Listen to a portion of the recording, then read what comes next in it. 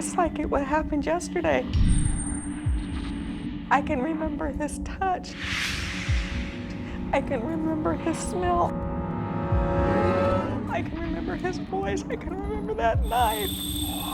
It was just a few minutes in Tracy Hart's life, but it's played over and over again in her mind for the last 40 years. I relive the nightmare. It does not go away.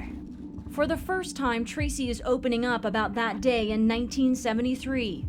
A day she says she's never spoken about in full detail.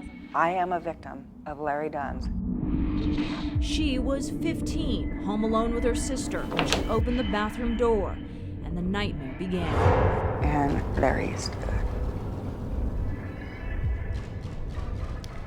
I thought it was something out of a movie. I took off running, and he was chasing me, jumping over my bed. And I'm like yelling, "Kathy, help me." And she thought I was teasing. He was chasing me around with a knife. And then he made us take our clothes off. According to Tracy, the intruder sexually assaulted her and her sister. What saved us is that my stepdad called. And when he called, Kathy and I told him, "You better leave."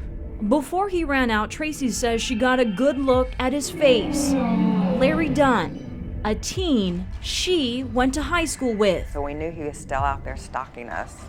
And they kind of just swept it aside. For reasons that old court documents don't explain, investigators never arrested Dunn. For the next 3 years, police say Dunn attacked 2 other teens, including a girl he raped as she walked home from school, before he chose Marianne Jacobs, a mother of 3, as his final victim. Oh, she was my best friend. Vicki Jernigan and her sister remember coming home to officers standing outside their door. And so I went next door, and the next door neighbor said, "You know, I have something really hard to tell you. Your mom's been killed." According to court transcripts, Dunn confessed to murdering, mutilating, and raping Marianne. He told investigators when he went to the 37-year-old Stockton home, "There was 2 people inside of me, the good and the bad," he said. "I brought that knife. I guess the knife came out. She was tied up, I think a gag around her mouth. Later, there was a phone call, and I think it was her daughter." And she answered the phone, and she said, "You stay there, and I'll come pick you up." It was snowing that day in Stockton. Vicki planned to meet her mother after school, but Marianne never showed up. I'd like to say, what really happened? Tell me what really happened.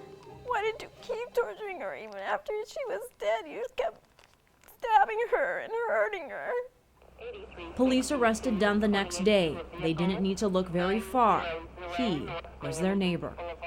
He was just a nice guy that lived down the street. A nice guy who also appears to be a nice guy in prison. In the last few decades, Dunn's earned a degree, held jobs, and attended therapy programs, including sex offender treatment.